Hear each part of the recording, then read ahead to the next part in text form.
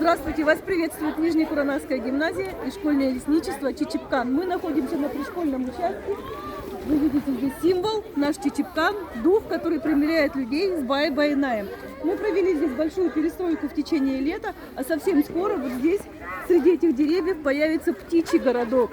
Здесь у нас будет аптекарская грядка, где ребята будут выращивать зелень для школьной столовой, а здесь опытный экспериментальный участок. Приезжайте к нам, у нас очень интересно.